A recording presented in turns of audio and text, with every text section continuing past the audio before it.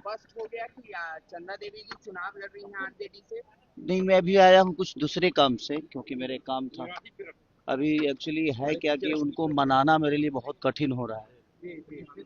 और आज मैं 4 दिन से उनको मना ही रहा हूँ कि लड़ जाओ, क्योंकि मेरे बच्चे भी छोटे हैं, तो उनको थोड़ा सा डर लग रहा है कि भाई इनका पढ़ाई लिखाई क्या होगा क्या नहीं।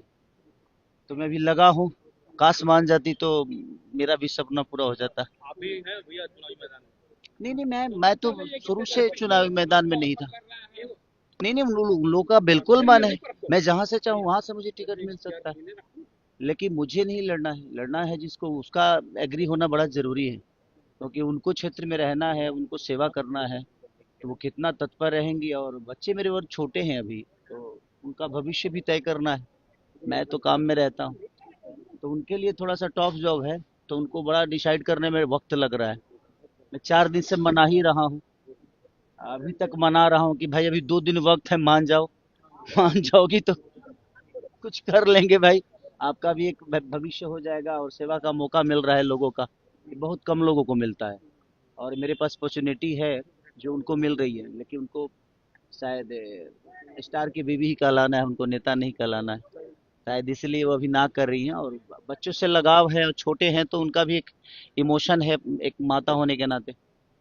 तभी देख रहा हूँ, अगर आज आज अगर मान गई, कल मान गई, तो फिर मुझे आज ही शाम को निकलना है मुंबई, क्योंकि मेरा अर्जेंट एक काम था घर का कुछ, उसके लिए मैं आया। तो सब कुछ फाइनली है, बस उनका एग्री होना मेरे लिए बहुत मायने रखता है। बाकी हाँ, उनका एग्री थोड़ा सा मेरे लिए मुसीबत है, कि मैं अपने पत्नी का बात सुनता भी हूँ, क्योंकि मैं एक राम की तरह चाहता हूँ, नहीं सुनूंगा तो रावण बन जाऊंगा। इसीलिए चाहता हूँ कि भाई मेरी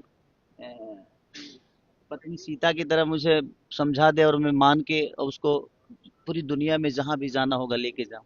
तो कोशिश ये है, बट थोड़ी सी मैं उनसे जोर जबरदस्ती भी नहीं करता, क्योंकि उनका अपना इच्छा पहले होना बड़ा जरूरी है।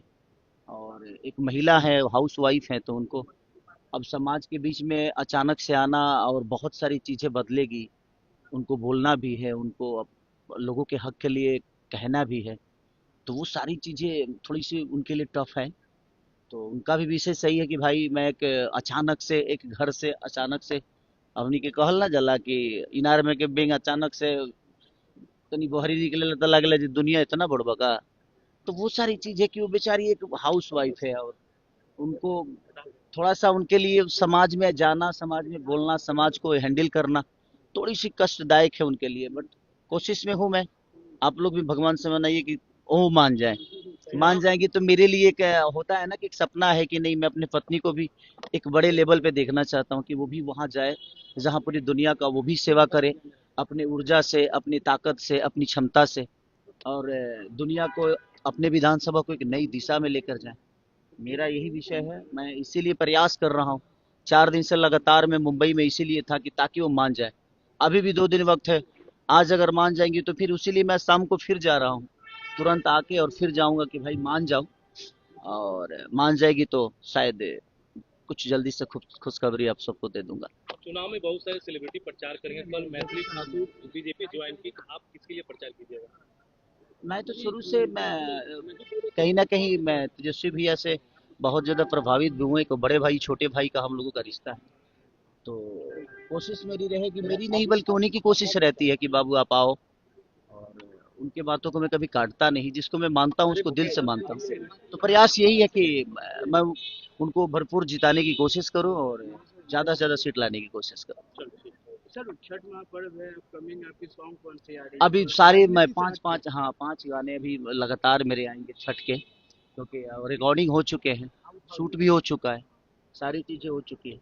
बस अब धीरे धीरे 2-2 दिन गैप देके आएंगे सारी चीजें। गाना गुनगुना दीजिए सर। बस छठ के मात छठी मैया सबको ऐसे ही कुशल रखे, रात भर जगा हो यार। मैं क्या भी कुछ हाँ। कहेंगे सर? एक और स्टार है, उनके घर में आग लगी हुई है, उसको लेकर भी आग लगी है किसके घर में?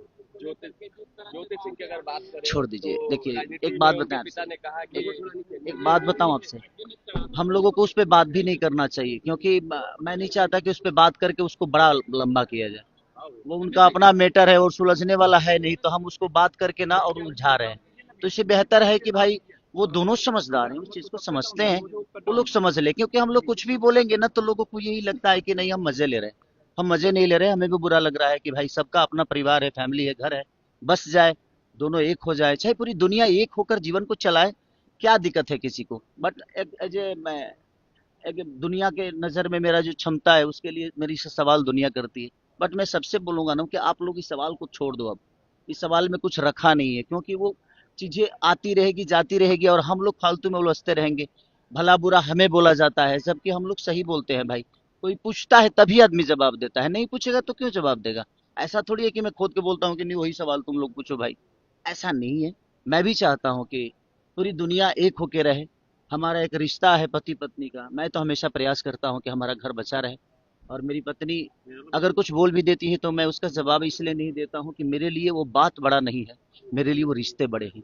तो जिसके लिए रिश्ते बड़े होते हैं ना, वो बात को नहीं भूल, वो बात को भूल जाते हैं, और जिनके लिए बात बड़ा होता है ना, उनके लिए रिश्ते बड़े छोटे हो जाते हैं। तो मुझे लगता है कि रिश्तों को बड़ा रखिए, बातों को भूल जाइए।